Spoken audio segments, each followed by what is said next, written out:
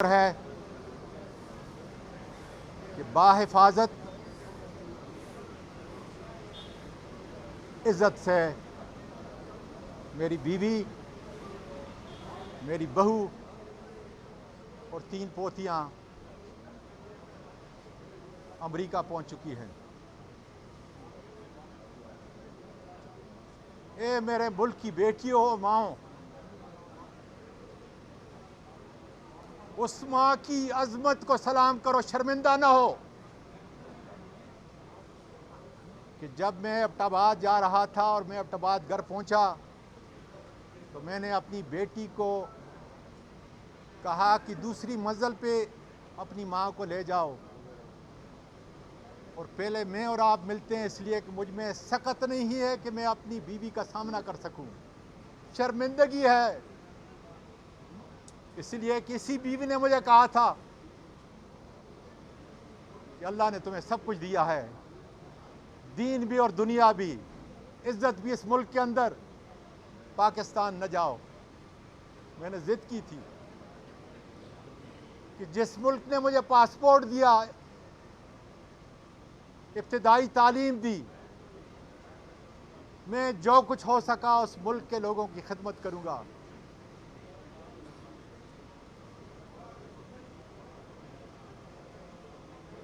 मैं बेटी से कमरे में मिला और उसको कहा कि देखें, मुझ में सकत नहीं, दिल में 3 स्टंट लगे हुए हैं। इस कायद-ए-आज़म अस्पताल में बेहतरीन surgeon, cardio surgeon Mumtaz Shah ने वो डाले हैं। उसके बाद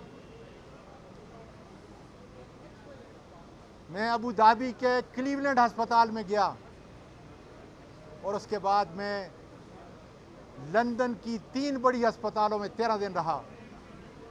मुझ में सकत नहीं, गैरत की वजह से खड़ा हूँ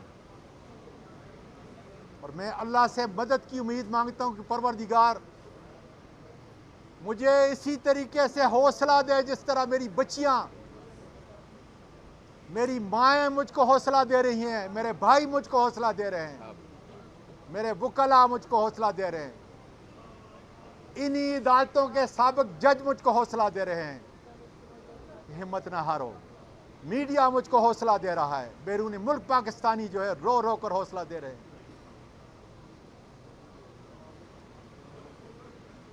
ताकि ये ज़बान बंद ना हो जाए।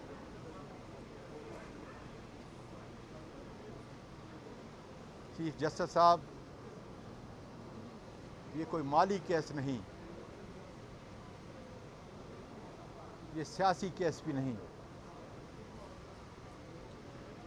ये तो अब इतना संगीन केस बन चुका है जिसकी नज़ीर आपके अदल और इंसाफ की किताबों में कम ही मिलेगी। इसलिए इंसाफ के दरवाज़ों को खोलें। क्या ये अदल की अदालत उमर फारूक रज़ियल्लाहु ताला अन्हो के उस नज़ीर से जो हर वकील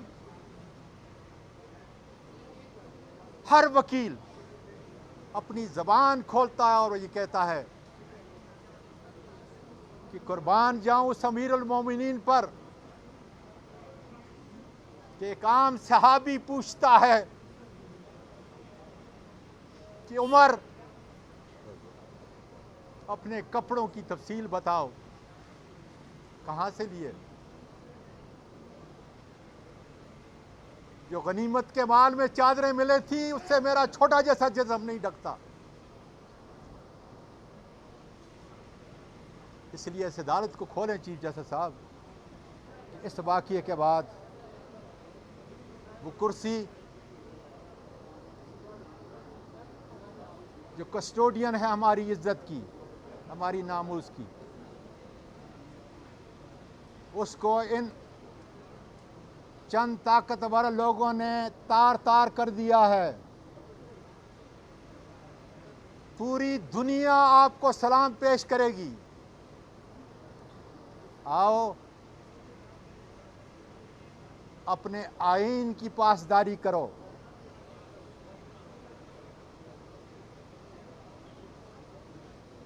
मैं हज़रत अली रज़ी अल्लाह ताला अन्हु को वो कौल कि तलवार का ज़ख्म मिट जाता है लेकिन ज़बान का ज़ख्म कभी नहीं मिटता। इसलिए मेरे आप तक जो पैगाम पहुंचा रहा हूं, आपके मेरे उस रिश्ते की वजह से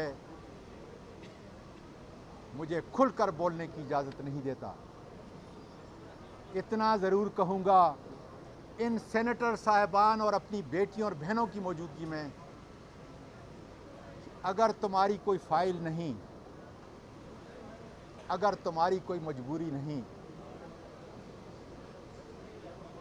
तो फिर बहादुर बलोच हो, बहुत बड़े ख़ानदान के फ़र्द हो, दुनिया के अंदर तुमको जो इज़्ज़त मिलेगी, और अगर दुनिया तुमको इज़्ज़त नहीं देगी, मेरा वो परवरदिगार देगा कि तुमने एक बड़े भाई की इज़्ज़त अपने बड़ी भाभी या चाची की इज़्ज़त जो तुम कहते थे, उसकी इज़्ज़त को तार तार करने वालों के ख़िलाफ़ तुमने इस महकूम पार्लियामेंट से इस्तीफ़ा दे दिया। मेरे मुल्क के वकला, कहाँ हैं सुप्रीम कोर्ट बार के नए सदर आबिद ज़ुबैरी साहब? कहाँ हैं हाई कोर्ट के सारे बार के वकला? कहाँ हैं पूरे पाकिस्तान की डिस्ट्रिक्ट बार के वकला? पाकिस्तान के कोने कोने में आईन और कानून के अलंबरदारों, आज अगर मैं तुम्हारी फीस नहीं दे सकता तो मेरी उन बहनों का, उन बेटियों का और माओं का मुकदमा तो लड़ो।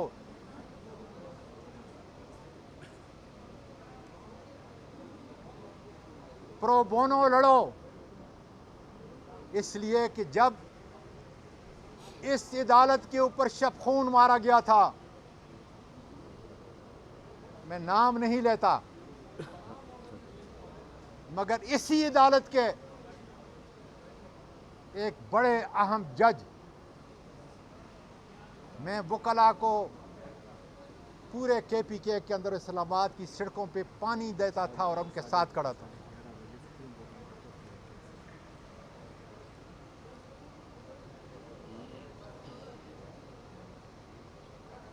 इसलिए शख्सी आज़ादी के लिए, इंसानी हुकूक की आज़ादी के लिए ये सीनियर वकील जिसने रशीद रिजवी के साथ कॉलेज में पढ़ा, फारूक नायक के साथ पढ़ा, नवीद साहब के साथ पढ़ा, बार कौंसिल के आपके बड़े काबिल कदर अख्तर हुसैन के साथ पढ़ा, वो उस वक़्त से मुझे जानते हैं। इसलिए आओ पाकिस्तान के लोगों, पाकिस्तान के वकला, ज़मीर की आवाज़ पर मुझे रस्वा किया गया, मेरे ख़ानदान की तज़लील की गई, उसके लिए मुझे इंसाफ दो, उसके लिए मुझे इंसाफ दो, उसके लिए मुझे इंसाफ दो।